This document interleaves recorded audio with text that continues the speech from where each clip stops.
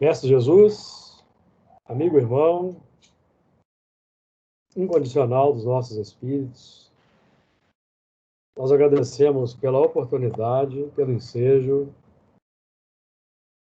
renovado que a tua misericórdia nos oferece, permitindo-nos aqui, os nossos lares, ainda resguardados em função da pandemia,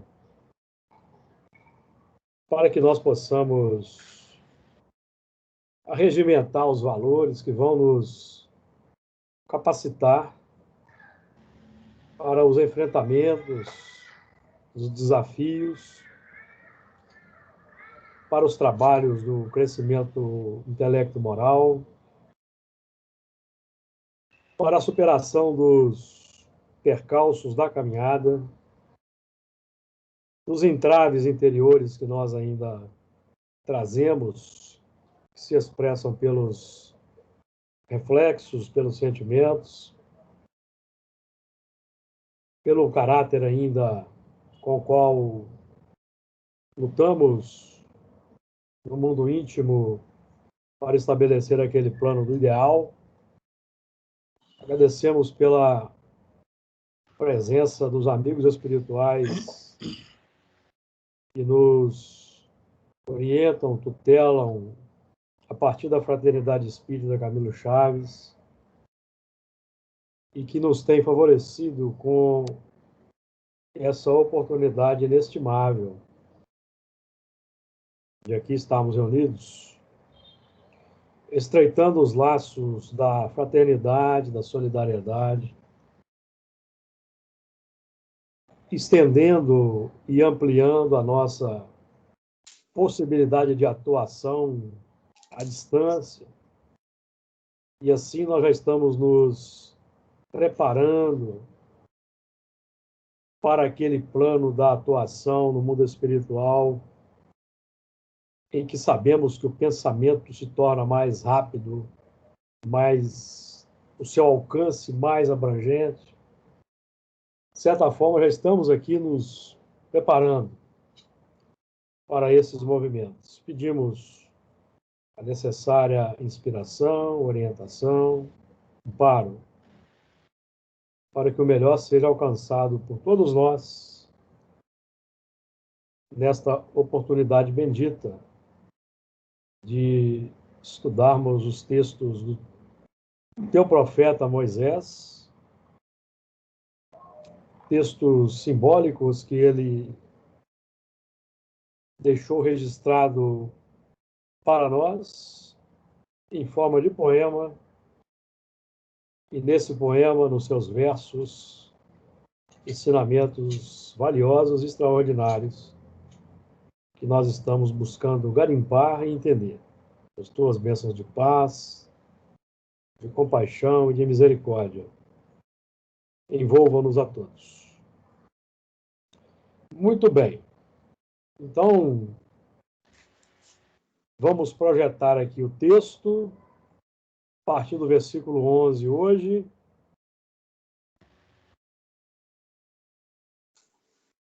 Todo mundo vendo? Sim.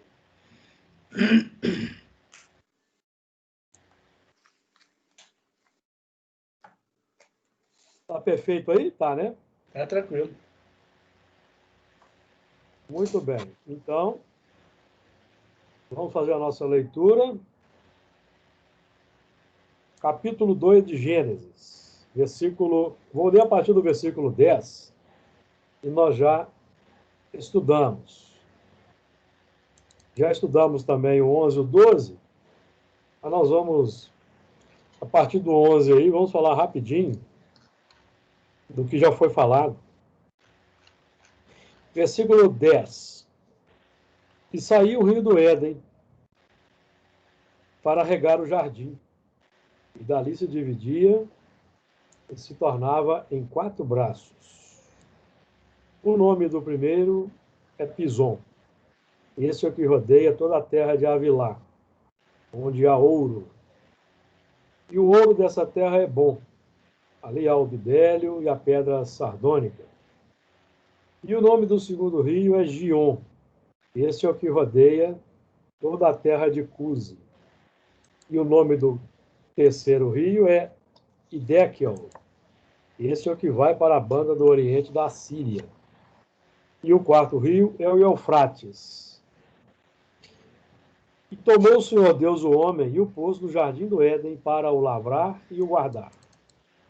E ordenou Deus ao homem, dizendo: de toda árvore do jardim comerás livremente, mas da árvore da ciência do bem e do mal, dela não comerás, porque no dia em que dela comeres, certamente morrerás. Muito bem.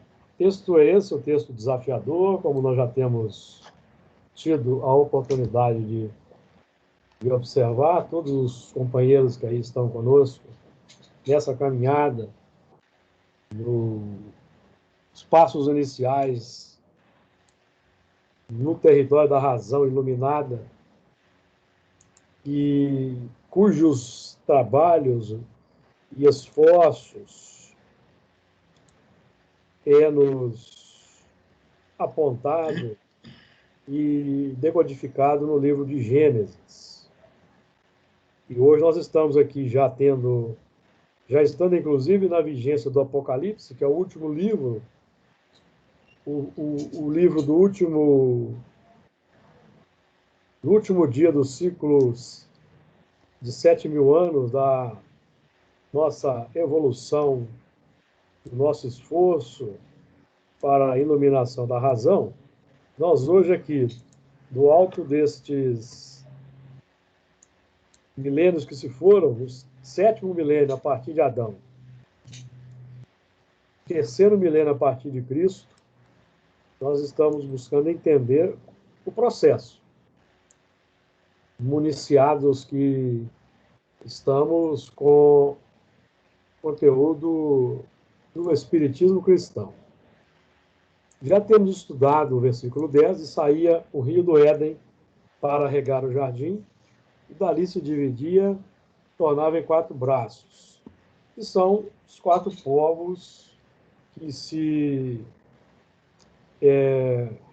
desenvolveram aqui na Terra, ou melhor,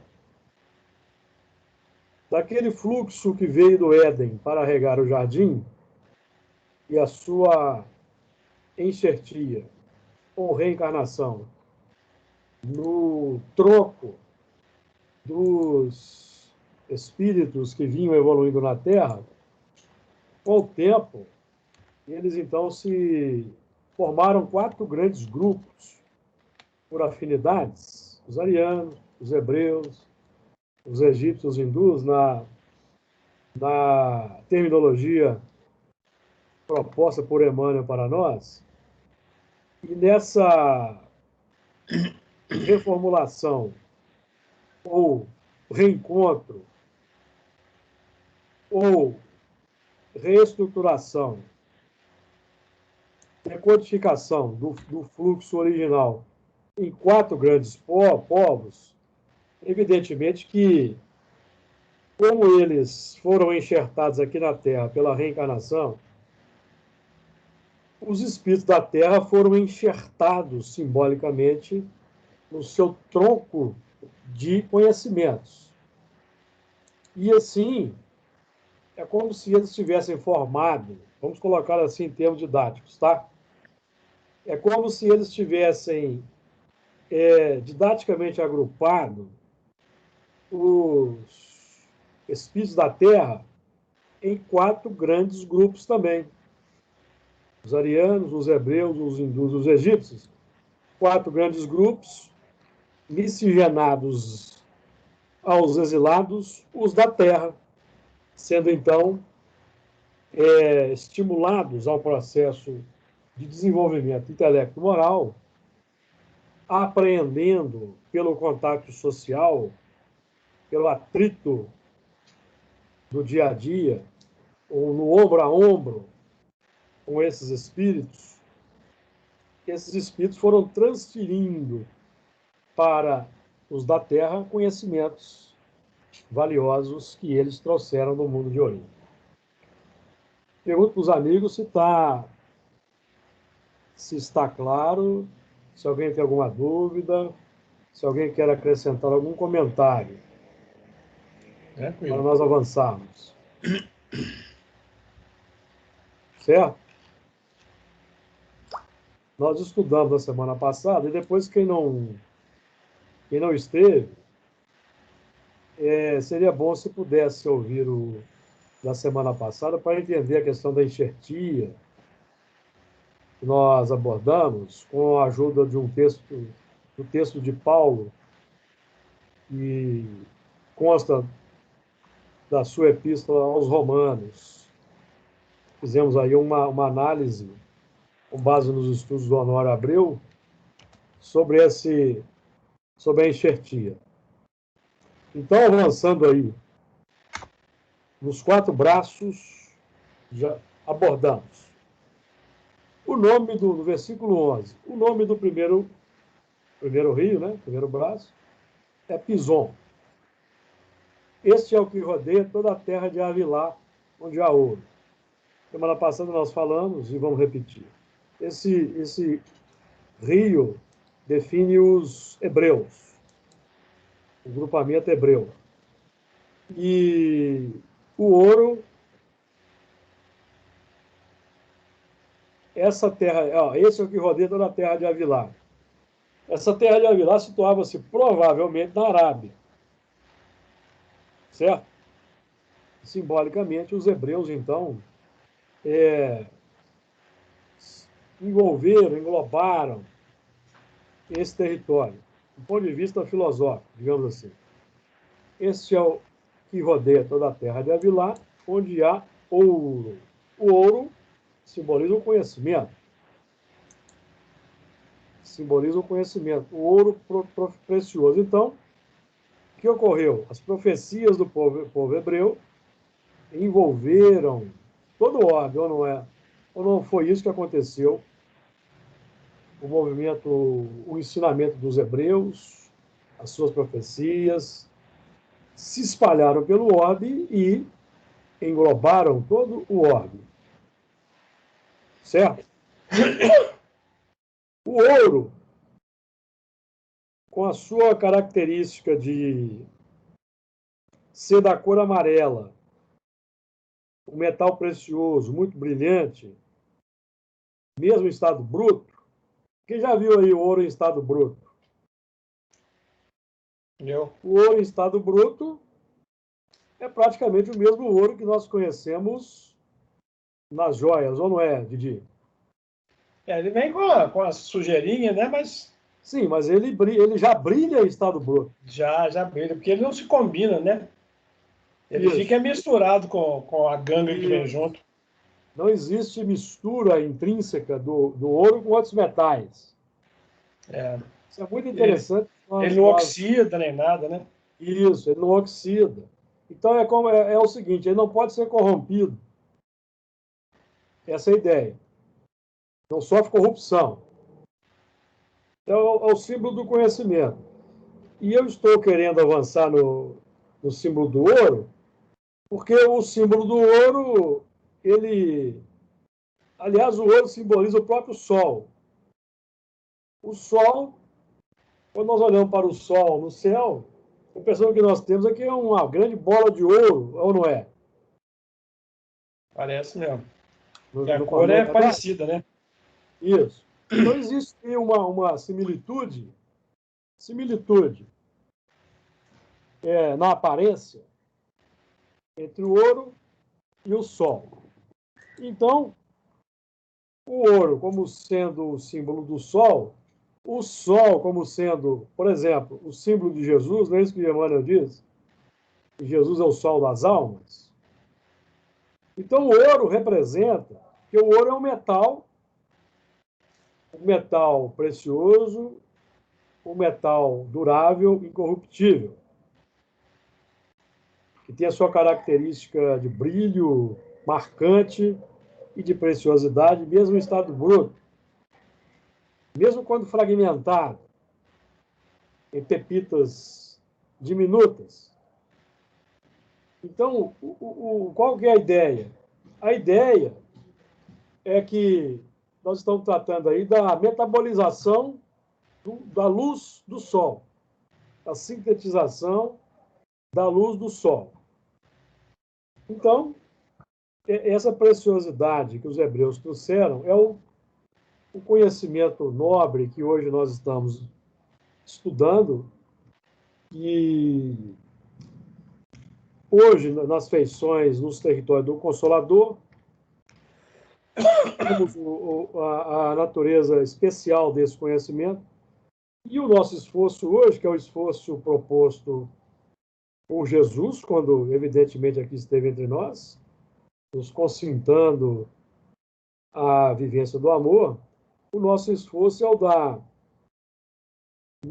assimilação da luz e do parte do Cristo, que é o ensinamento, seu pensamento, suas palavras, suas atitudes, suas ações, a assimilação, sintetização, a alimentação desse conteúdo por nossa parte e, consequentemente, a sua irradiação, que aí, na irradiação, nós vamos ter a ideia do ouro brilhando, do brilho, da luz, da luminosidade. Então, quando nós interiorizamos o conhecimento, buscamos a sua vivência, ele se reflete na prática, na exteriorização, como uma luz das virtudes do amor. De tal forma que, do ponto de vista espiritual, o elemento é facilmente reconhecido pelos espíritos pelo que ele irradia. Então é isso, o ouro. O nosso trabalho hoje é o de transformar o nosso metal pesado interior nesse ouro puro que brilha. Eu pergunto se ficou clara a ideia, se tem dúvidas. Todo mundo entendeu aí assim, o símbolo. Se alguém quer fazer mais algum comentário para nós avançarmos. Tá ok. Ok?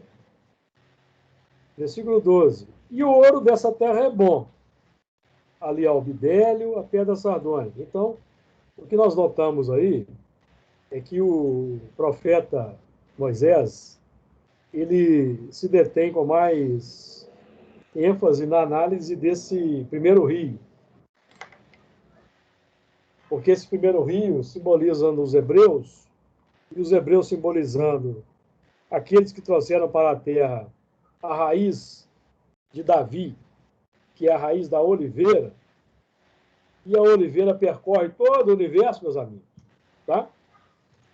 A oliveira é a seiva divina, é a árvore cujo símbolo é o símbolo perfeito da luz que é assimilada e é sintetizada e é multiplicada pela árvore que cresce, fornece os frutos, que são as azeitonas, que são maceradas, produzem o azeite, combustível da luz. Então, é um símbolo perfeito. Então, se alguém pergunta para nós assim, mas onde é que está a raiz dessa oliveira? Alguém vai dizer assim, pelo que nós temos aprendido, se encontra lá em Capela, lá num dos mundos de Capela que está a raiz original. Aí nós vamos lá em Capela, fazemos uma viagem interplanetária,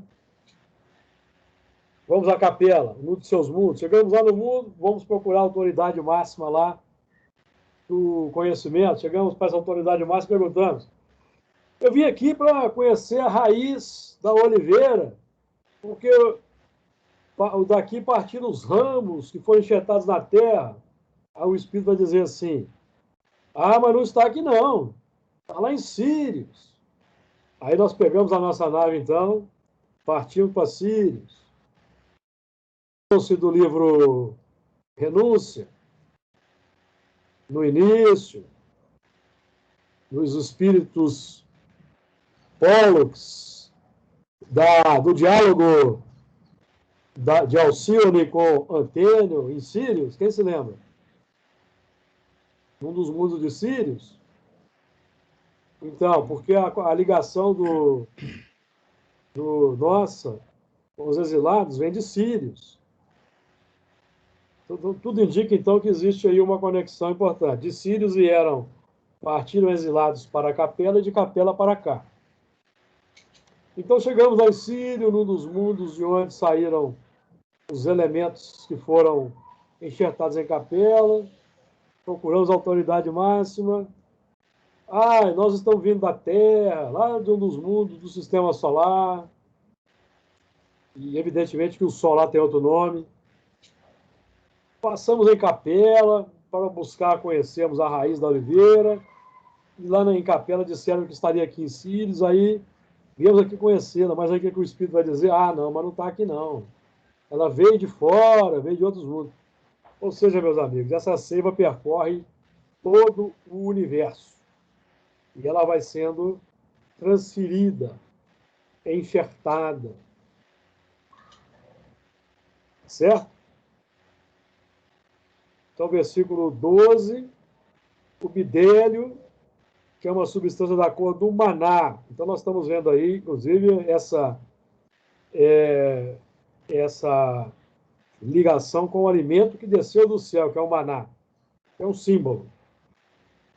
Por exemplo, lá nos movimentos do êxodo, do Egito, guiados por Moisés e Arão, em direção à Terra Prometida, houve um momento lá no deserto, e os hebreus tiveram fome e não tinham alimentos, então Deus proporcionou a chuva do maná, que eram aqueles flocos diminutos que eram recolhidos toda manhã pelos hebreus. Esse maná era uma exudação de uma árvore. Toda manhã ela projetava aquela exudação na manhãzinha, e os hebreus tinham que recolher aquilo logo, porque os insetos e outros bichos comiam. E não adiantava juntar, não, tinha que recolher a quantidade certa para aquele dia, porque no dia seguinte tinha mais. Olha que coisa interessante. Então não adianta eu querer comer hoje, por exemplo, eu vou almoçar hoje 2 pratos de comida, porque aí amanhã eu não preciso comer. Isso funciona? Então, a gente pode ter até um desarranjo orgânico, problema metabólico. Então, o maná, simbolizando aquele alimento básico, inicial, rudimentar, para aquele tempo. E o que acontece quando Jesus chega? Jesus afirma para os hebreus, lá em João, no capítulo 6, a partir do versículo 50, eu sou o pão que desceu do céu. Olha que interessante. Isso não é a mesma coisa. Só que agora não é mais o maná, é o pão. Pão é um alimento mais elaborado. Porque para fabricar o pão nós temos que arar o solo. Primeiro nós temos que recolher a semente, certo? Recolher a semente, arar o solo, preparar o território, plantar a semente, irrigar, adubar. Depois que germina, nós vamos colher o trigo, vamos moer o trigo, não vamos moer o trigo? Triturar o trigo, depois vai para o forno para fazer a massa, vamos colocar o fermento da massa para formar o pão. Olha que coisa interessante. Mas na base dessa germinação da semente, qual é o fator mais primordial para que essa semente germine? A luz do sol. Precisa de luz. Olha que interessante. Então tem que ter uma fonte de radiação da luz, o sol, originalmente, meus amigos.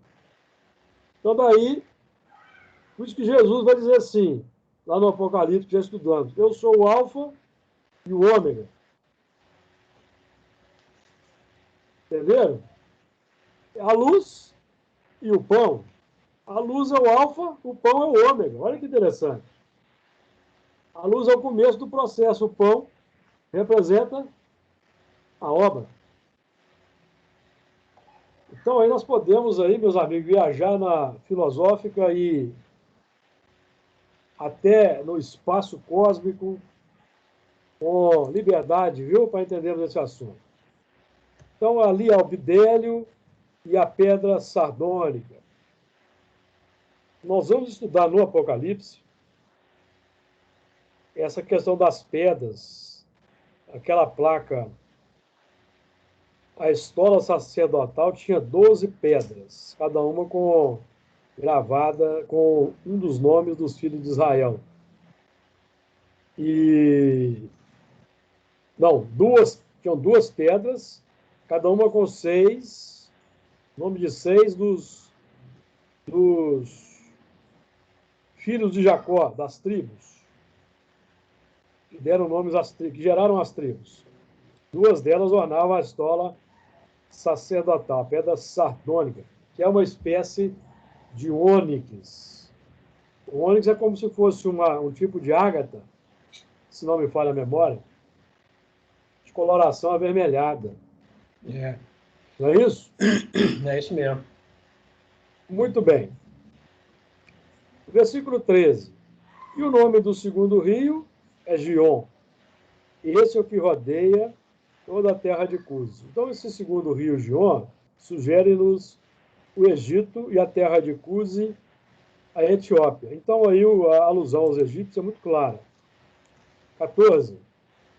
Vamos lembrar que os egípcios, meus amigos, foram a fonte dos conhecimentos dos hebreus.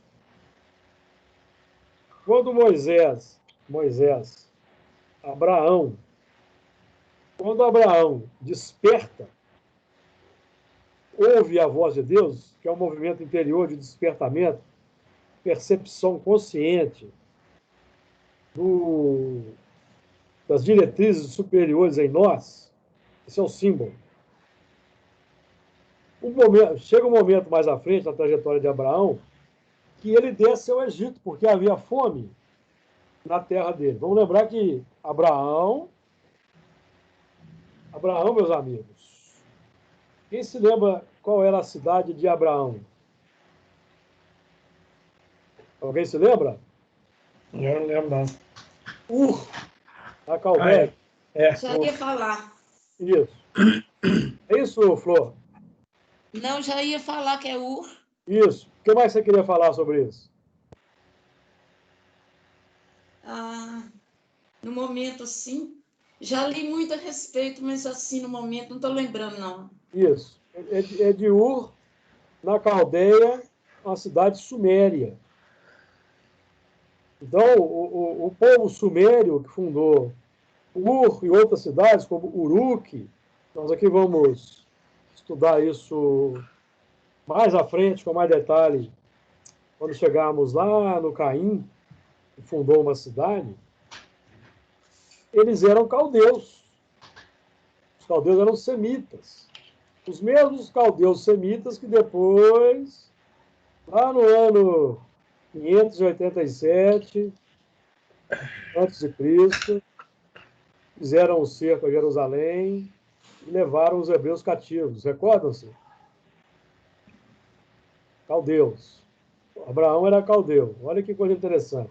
Os caldeus tinham muito conhecimento também no campo da astronomia, da astrologia. Eles tinham muitos conhecimentos. Mas o Abraão teve uma fome. Eles tiveram uma fome lá na terra deles. A fome foi uma fome de alimento, certo? Então eles desceram ao Egito. O Egito era um grande produtor de grãos.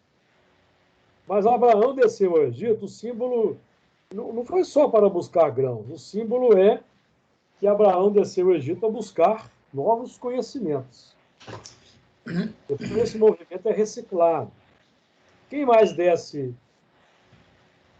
Quem mais é conduzido para o Egito aí, desde criancinha? Quem se lembra? Moisés. Moisés. Moisés foi colocado no cesto de vime, no Rio Nilo. E aqui tem um segredo, tá, meus amigos?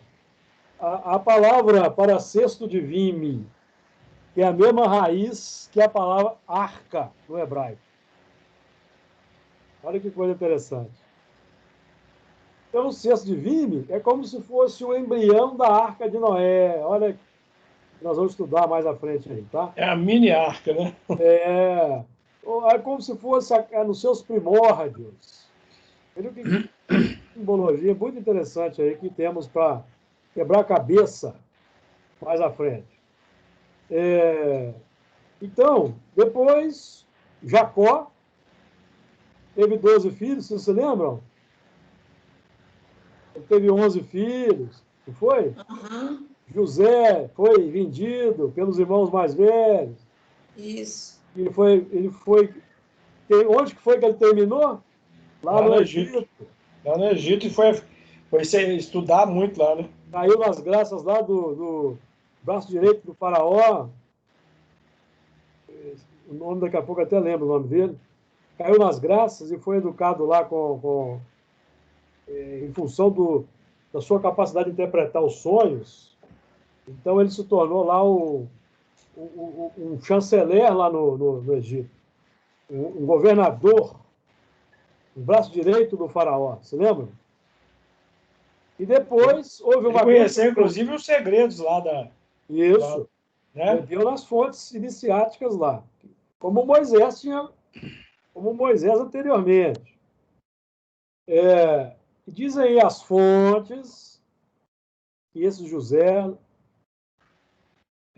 alguns milênios à frente aí, um pouco à frente, seria o nosso grande Paulo de Tarso, meus amigos. Segundo as fontes, viu? Mas isso aí nós guardamos aí até a confirmação. Então aí o movimento se repete. Houve uma grande fome na região de Israel, na terra de Jacó. E o que aconteceu? Os irmãos de Jacó tiveram que buscar alimento onde? No Egito. Os filhos de Jacó, irmão de José, tiveram que buscar alimento no Egito. Aí lá no Egito eles não reconheceram José como o irmão dele, não reconheceram. José aprisionou. José deu a condição para que ele fornecesse o alimento era o seguinte: um dos irmãos ia ficar como refém, eles iriam levar algum mantimento, alguma provisão, mas que eles teriam que trazer o patriarca José para ele, para levar mais alimentos. Se lembram disso? A história é mais ou menos assim.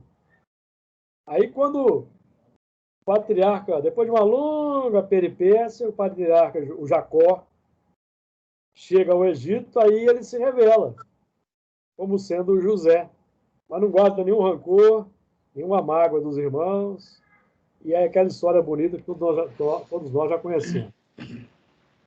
Oportunamente... Júlio, eu estudei no Colégio Batista, quando eu era criança, primário e ginásio. Lá eles ensinavam isso tudo, isso fazia parte do estudo lá. Eles ensinaram detalhadamente isso aí, tudo que você está falando. Isso aí, para eles, é café com leite, como diz o outro.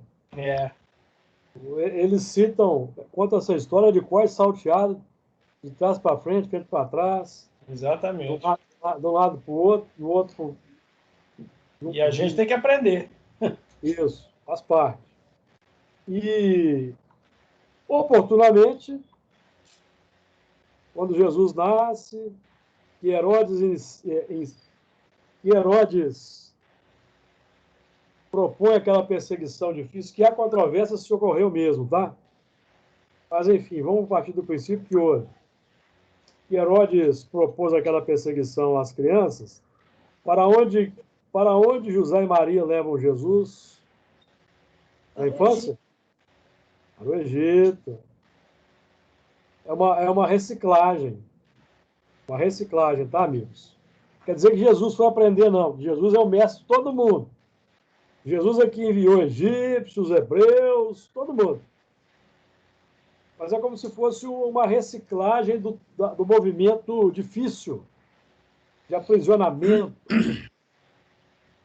pelos quais passaram os judeus, que quando saíram do Egito, na sua peregrinação, são chamados de hebreus. Hebreu é o que está em peregrinação, tá? Judeu é aquele que está radicado na terra e já cessou a peregrinação, chegou no campo do conhecimento, está agora laborando no campo do conhecimento. Então esse aí sinteticamente falando aí, a trajetória do... o abraço do egípcio com o hebreu. É como se fosse o seguinte, tá? Os egípcios se fecharam em si mesmos, não querendo compartilhar aquele conhecimento mais aprofundado com o povo. Então, as providências que Jesus tomou foi para que esse conhecimento fosse divulgado, fosse revelado, foi esse de enviar aí os hebreus para beberem nessa fonte, para que o conhecimento fosse revelado para as massas oportunamente, tá? Aí nós temos toda a história de Moisés, os 10 mandamentos. Isso é uma outra história. É uma outra história, tá?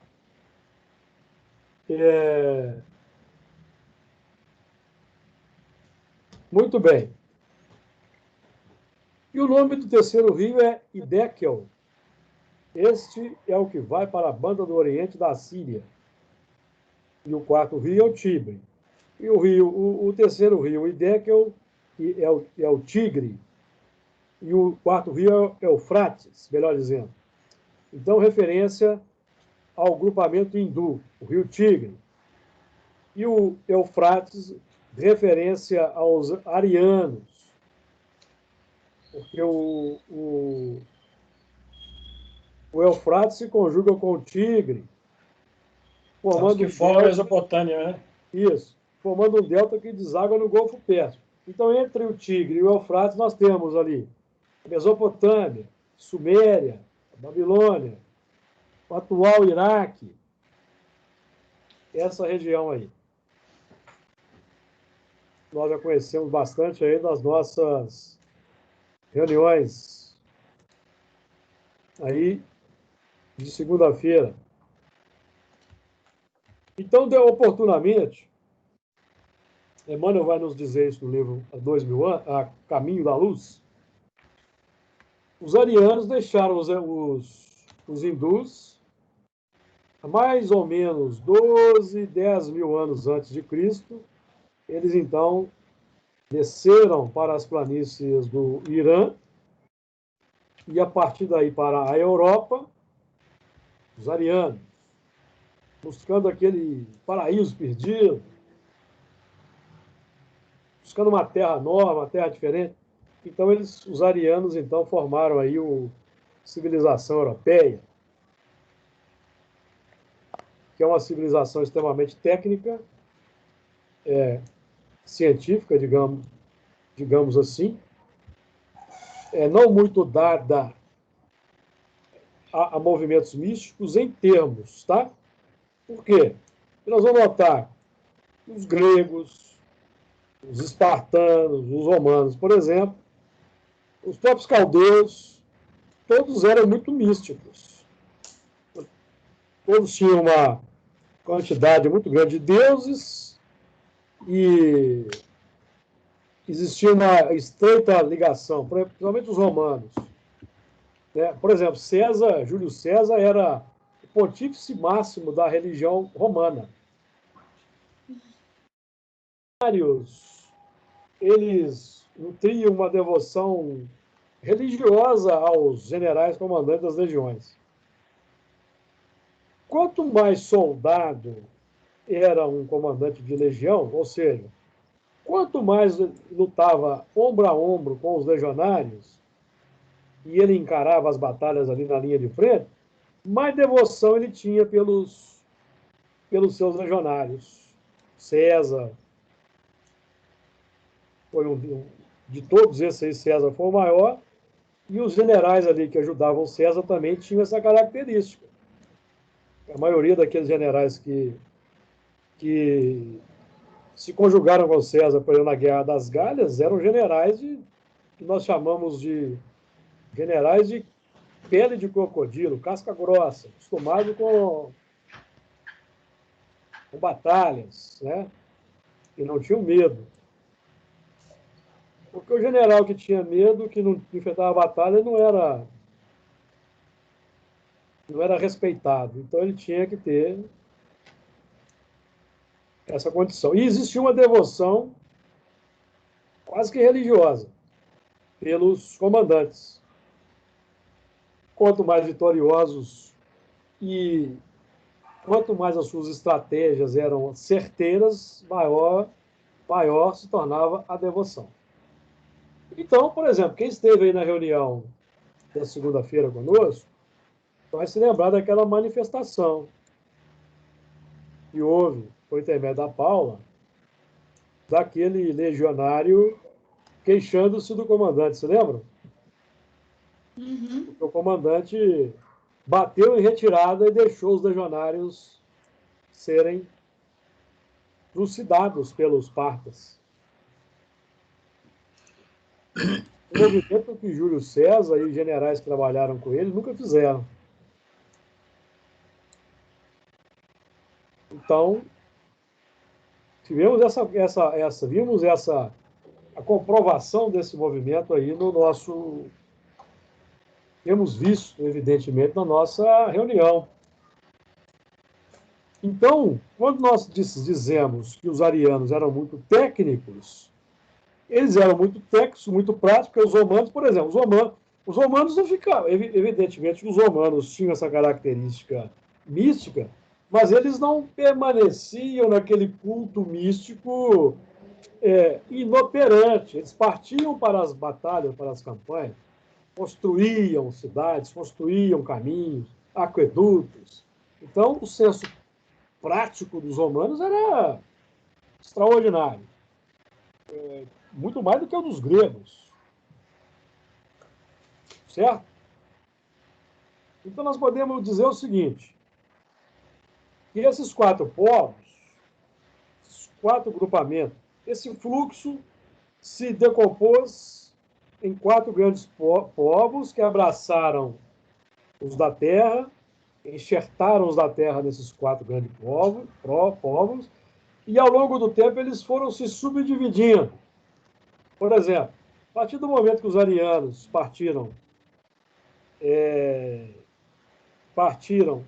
saíram da Índia, desceram para a Europa, eles foram os grupos, que era um grande grupo de arianos mais ou menos homogêneo. À medida que eles foram se estabelecendo ali na Europa e a população foi aumentando, foram aparecendo, digamos, as idiosincrasias de grupos menores, as características típicas de grupos menores. Então, nós tivemos, ao longo do tempo, os gregos, os espartanos, o surgimento dos etruscos, dos romanos, dos germânicos, certo? Vai dar uma ideia, tá? Vai dar uma ideia. Então, eles foram se entrechocando, atritando ali. Então, aquelas guerras que haviam ali nessas fases da civilização. Movimentos do atrito para quebrar cristalizações. Ou como eu ouvi de um grande amigo, movimento para moer pelas guerras duras e difíceis as cristalizações. Nós aprendemos no livro dos Espíritos que as guerras fazem parte das leis de destruição, não é isso? Da lei de destruição. Que as guerras são necessárias, mas aquele que causa a guerra, entra numa complicação. E que os soldados que são regimentados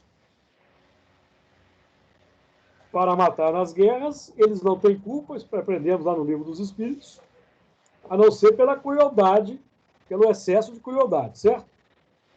Naqueles movimentos ali que os soldados eram obrigados porque eles eram o sistema, os soldados não tinham culpa. Certo, amigo?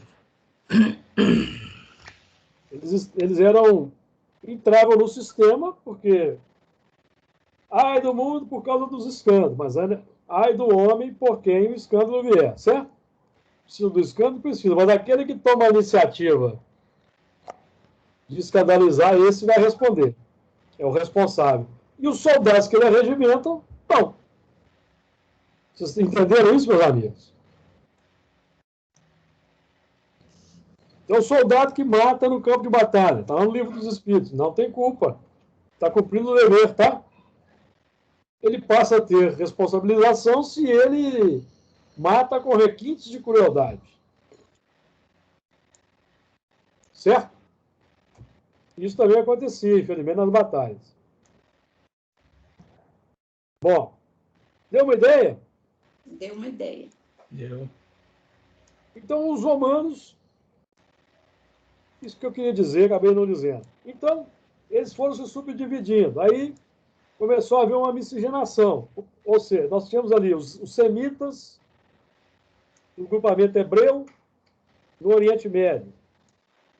Os egípcios ali, numa certa parte do Oriente Médio, mas no norte da África. Então começou a haver mistura, miscigenação. Hebreu, semita com egípcio. E depois começou a haver. Depois ali nós tivemos a formação do Império Romano. O que aconteceu? Caiu a Babilônia, caiu a Grécia. Aí os espíritos foram para onde? Foram canalizados caldeados para Roma. Caldeus, gregos, espartanos, macedônicos, egípcios. O Egito foi perdendo também a sua hegemonia. E os espíritos foram para onde? Foram todos caldeados para Roma. Roma representa, então, um filtro de aprendizagem, de técnicas e de conhecimentos extraordinário para a civilização. Tanto que Roma, até hoje, tem uma importância enorme na nossa civilização. Não tem? Sem dúvida. Muita. Certo? São os movimentos aí para formar. Talvez o Império Romano tenha sido a primeira tentativa, talvez não, acho que sim, de se formar uma nação única na Terra. Acho que não deu certo. Mas, com certeza, o primeiro movimento de globalização da Terra. Porque aí os romanos foram expandindo, dominaram o Egito, dominaram o Oriente Médio até o Eufrates, a Babilônia ali, inclusive, e eles tentaram dominar ali o que hoje é a Turquia, que era o reino dos Partas, o povo aí envolvido nessa batalha aqui da reunião de segunda-feira com o general Crasso, os Partas. Então, os Partas não conseguiram avançar para o Oriente Médio porque os romanos não deixaram, e os romanos não conseguiram avançar para a Turquia porque os Partas não deixaram. Os Partas que são os persas, tá? São os persas. Os Partas como sendo remanescentes de um grande império persa que havia, viu? Dizem que o Império Persa foi o maior de todos. E teria durado aí uns 2.000 anos, desde o início até o final. Vamos nos lembrar aí que a Babilônia caiu para os persas. Caiu pelo cerco do Ciro. Vocês se lembram disso? A Babilônia caiu para os persas. Os persas que derrubaram a Babilônia. Depois, Alexandre o Grande dominou ali aquela área toda, chegou até a Índia. Dominou a Pérsia também, pelo menos uma grande parte, até a Índia. Depois foi recuando. Enfim, são os movimentos aí que os povos vão se entrechocando, os valores vão sendo dinamizados, distribuídos, infelizmente pelo escândalo. Mas é a tônica. Não há Era como só fugir. escândalo, né? Só escândalo. É a tônica e não há como fugir disso, tá? Muito bem. Alguém quer trazer comentários, meus amigos? O Alexandre, o Grande, que tem o Alexandre de 1 até o 4, não tem? Se Não não me entendi. engano. Repete aí. Hã? Repete aí, não entendi, não? Porque Alexandre o Grande era o quarto, o terceiro, qual que era da Macedônia? Não, Alexandre o Grande era filho de Filipe II, da Macedônia. Ah, da Macedônia. Então era o quarto, né? Eu não sei Porque quase em tem relação. 1, 2, 3, 4. Não, bom, não, eu acho que foi o primeiro. Ah, será? Depois é que vieram os outros. Ah, tá. Há pouco tempo eles acharam um colete de ouro do Filipe II. O Filipe II fez um colete de ouro, Que era o pai dele, né? pai dele, acharam há pouco tempo nas ruínas. Ah, Um colete extraordinário, todo de ouro. não. Uma alça assim, ele colocava por cima.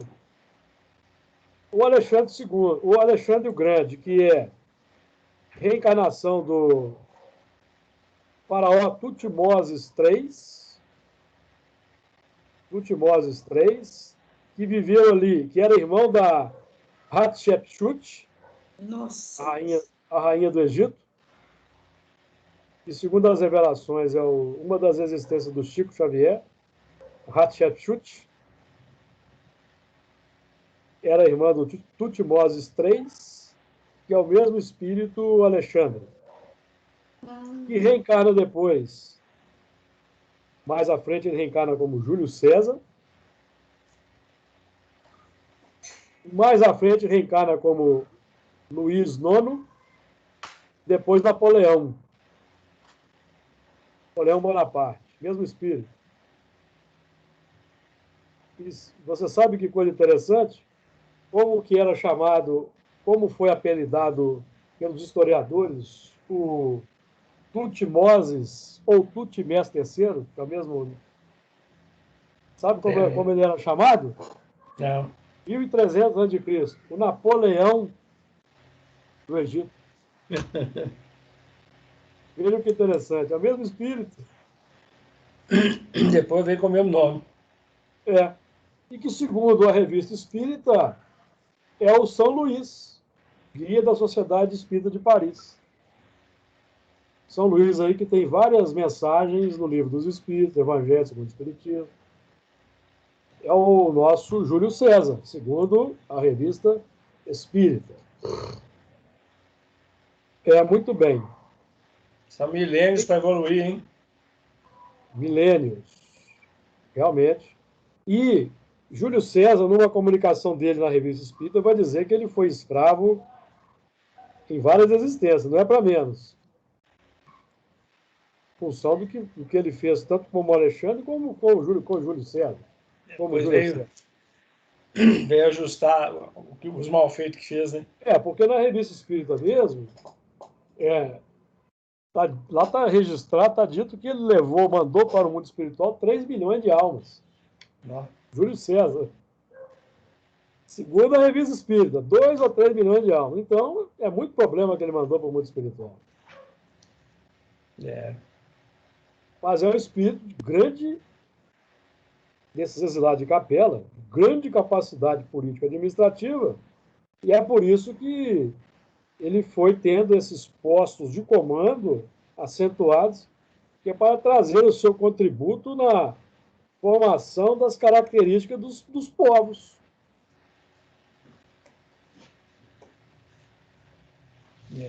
Certo? Júlio César era erudito, tinha muito conhecimento de várias áreas. Vamos lembrar que Júlio César, quando era Alexandre o Grande, quem que era o tutor de Alexandre o Grande? Quem se lembra? Eu não lembro mais. Aristóteles. Meu Deus. Ele aprendeu com Aristóteles. Educado por Aristóteles. Depois vocês pesquisem para ver se eu não estou falando bobagem. Então ele é um espírito que tinha uma envergadura intelectual muito grande, tinha muito conhecimento. Então, imaginemos esse espírito lá naqueles mundos de capela, 40 mil anos atrás aproximadamente, a liderança que ele não era, representava nesse mundo. Na sua infância, teve como tutor Aristóteles, que ensinou-lhe retórica e literatura, Isso, e estimulou seu interesse pela ciência, medicina e filosofia. Depois, como Júlio César, ele escreveu um livro escreveu sobre astronomia, várias coisas. O Aristóteles, que era discípulo de Platão. E Platão, discípulo de Sócrates. Uhum. Muito bem, versículo 15. Podemos avançar para o versículo 15? Podemos. Ô, Júlio, eu vou ter que sair exatamente às 6, tá? Eu tenho um compromisso que eu tenho que atender sem falta. Sem problema. E tomou o Senhor Deus o homem, e o pôs no jardim do Éden para o lavrar e o guardar. Então, vocês vejam bem. Aqui nós temos uma repetição. Ou melhor, aqui nós temos aqui a resposta, ou a conclusão, no versículo 7, que já estudamos. No versículo 5. Vou ler aqui o versículo 5. No mesmo capítulo 2. E toda a planta do campo, que ainda não estava na terra, e toda a erva do campo, que ainda não brotava, porque ainda o Senhor Deus não tinha feito chover sobre a terra, e não havia homem para lavrar a terra. Olha que coisa interessante. Aí nós tivemos, então, toda essa peripécia do rio, que saiu do Éden para regar o jardim, essa história toda que nós contamos aí, de cunho sintético, de feição sintética, e chegamos agora no versículo 15. E tomou o Senhor Deus o homem e o pôs no jardim do Éden para o lavrar e o guardar. Então, aí está o movimento conclusivo. A chuva que veio para formar o homem, trazer as condições, trazer o conhecimento técnico para ele lavrar e guardar o jardim. Certo? Então, esse homem que nós já estudamos anteriormente, esse homem aí é um homem, esse homem que recebeu a enxertia dos Exlados de Capela, foi aquele homem que, há 200 mil anos atrás, desenvolveu o pensamento contínuo. 160 mil anos depois, com a chegada do Sapiens Sapiens, abriu-se ao território mental para ampliação da razão. Então chegou a enxertia do alto. Foi aí na formação, no desenvolvimento, do surgimento do Sapiens Sapiens, que somos nós hoje, tá? Nós hoje não temos diferença nenhuma para o homem de 40 mil anos atrás, fisicamente falando. Biologicamente, somos os mesmos, tá? A diferença é que nós temos melhores habitações, nos vestimos melhor, o vocabulário está mais desenvolvido, certo? Nós somos os mesmos, biologicamente falando. Vivemos mais tempo, porque hoje temos vacinas, embora tem gente que não acredita nas vacinas, nós temos as vacinas que nos prolongam a nossa existência, certo? E aqui no nosso grupo, tenho certeza que não existe nenhum negacionista da ciência aqui entre nós, até mesmo porque o lema de Kardec deixou para nós foi o seguinte: que o dia que a ciência demonstrar que o espiritismo está errado num ponto, nós vamos mudar esse ponto. Uhum. E não o contrário. Nós vamos renegar a ciência para impor uma informação espírita. Certo? Eu tô vendo que a Margarida quer falar, que a Margarida acendeu ali, abriu a janela. Gente, eu vou indo, tá? Falou, Até mais. Didi, Ô, Júlio, quero falar não. Com Deus. abriu a janela, eu sei que você queria falar. A Regina Não, é também porque abriu a janela. Você quer falar aí, Regina? a minha internet fica melhor. Aí, como está terminando, eu abri. Entendi. Regina abriu a janela, você queria falar aí, Regina? Não, estou te escutando. Microfone. Não. Ela ligou o microfone, mas nós não estamos ouvindo. Ah, tá ouvindo Agora agora? estamos. Agora estamos. É porque eu fiquei pensando, porque você falou que Júlio César é capelino. E quem Sim. veio de Capela o Braço é de Sírios, de Pólocos, e aí vai. Aí eu fiquei me imaginando nessa situação. Onde que a gente se encaixa nisso? A gente com a nossa evolução. E aí eu fiquei me olhando e falei assim, meu Deus do céu, quanto que temos que andar ainda? Ó, Eu já fiquei pensando nisso. eu não tenho dúvida que eu seja de Capela. Eu sei que eu sou de Capela. Agora, vocês eu não posso falar, né? Cada um que se analisa aí. Eu também acho que eu sou de Capela. Eu queria ser da Terra, mas infelizmente não. Não, Eu eu não sei sou da Terra, não. Porque tem gente que enche a boca para falar que é de Capela, né? É complicação, gente. É complicação, é complicação. Eu fiquei imaginando, eu falei, nossa. Teve que ser retirado do mundo para não causar confusão e desordem lá. Quando eu leio A Caminho da Luz e vai falando, né? Que a Caminho da Luz fala, né? De Capela. Sim. Certo? Sim. Isso mesmo. Isso mesmo. Diga, estou escutando. Oi, não é isso? Então, Isso. quando ele vai falando de Capela, eu vou imaginando. Eu vou me colocando lá. Eu acho. O que você aprontava lá em criatura? Meu Deus do céu. Aqui, ó. Nós, pelas nossas tendências, sentimentos e desejos de hoje, a gente recuou 40 mil anos e fazia até o que a gente fazia. Não precisa nem de desenhar. Não precisa ir muito longe, não. No meu caso aqui, 2.600 anos atrás. Não precisa ir muito longe, não. No meu caso aqui é século XII, quando estive na Inquisição. É isso que eu fico pensando, Júlio. O Júlio César é São Luís, né? São Luís. E ele pois é, aí a gente ainda está aqui, é isso que eu fico pensando. Nós estamos na falange de São Luís, ué. Mas será que a gente já... Nossa, são conjecturas. Nós estamos na falange de São Luís. Nós não temos revelações aqui que eu estava lá na Guerra das Galhas com o Júlio César? Sim. Então, nós estamos continuando com o mesmo grupo. A mesma liderança. A cada um segundo suas obras. Exatamente. Vamos seguindo, não pode animar. Eu acho que eu era aqui. Eu acho que eu era o cocô do cavalo do Júlio César.